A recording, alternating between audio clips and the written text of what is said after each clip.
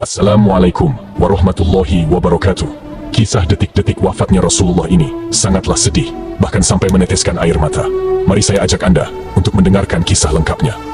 Hari Senin, 12 Rabiul Awal, tahun ke-11 Hijriah, bersamaan dengan hari lahirnya Rasulullah, Allah perintahkan kepada malaikat Jibril.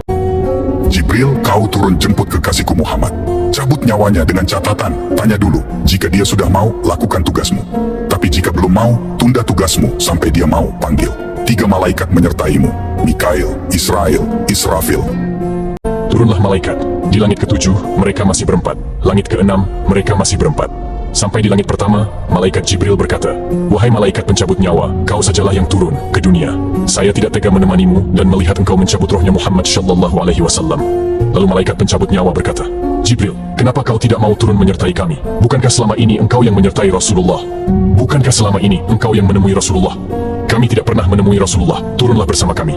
Jibril berkata, "Maafkan saya betul-betul tidak mampu melihat engkau mencabut rohnya Rasulullah." Turunlah ketiga malaikat ini, lalu malaikat mengetuk pintu rumah Rasulullah. "Assalamualaikum warahmatullahi wabarakatuh ya Rasulullah."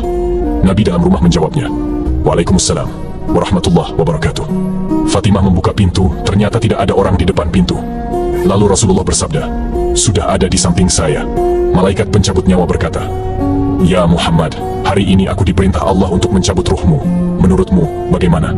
Rasulullah menjawabnya, "Wahai malaikat, 24 nabi dan rasul senior saya, 24 nabi dan rasul pendahulu saya, setelah mereka melaksanakan tugas, mereka pun menghadap kepada Allah. Hari ini saya siap menghadap, tapi saya lihat ini ada keanehan." "Apa ya Rasulullah?"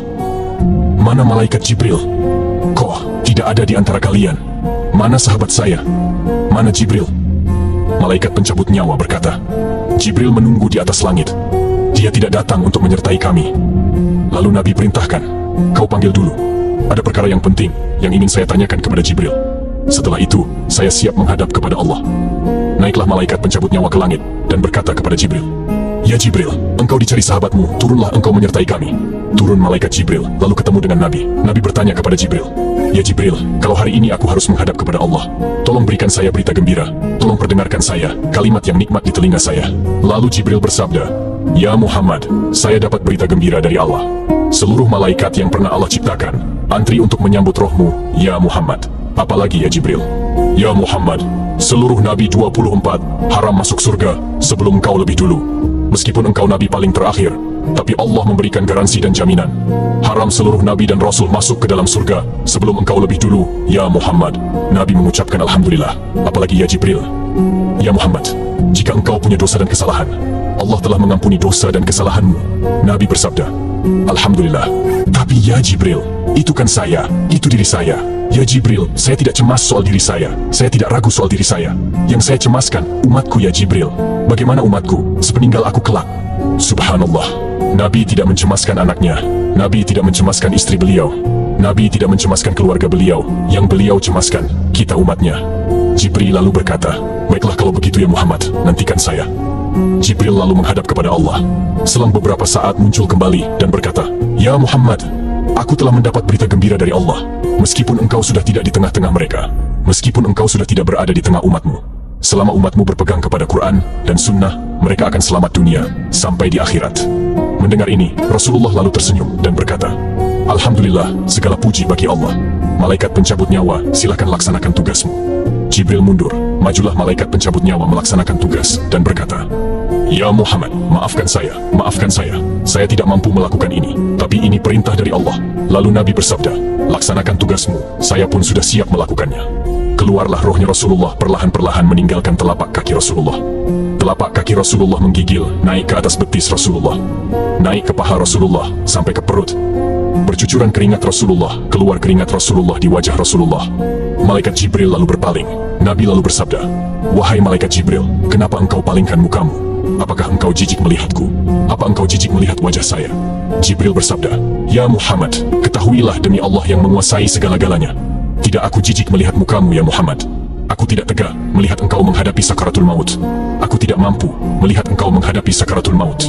Nabi lalu bersabda, "Ya Jibril, ketahuilah, andai saja Allah tidak cinta kepadaku, andai saja Allah tidak sayang kepadaku, betapa sakitnya sakaratul maut ini. Tapi aku mohon kepada Allah, ya Allah, Jangan engkau timpahkan sakitnya sakaratul maut ini kepada umatku.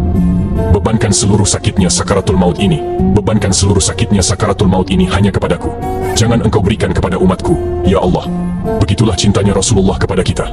Perlahan-lahan sampai ke tenggorokan. Sampai ke tenggorokan ruh Rasulullah, habis menggigil seluruh badan Rasulullah, ditinggal rohnya.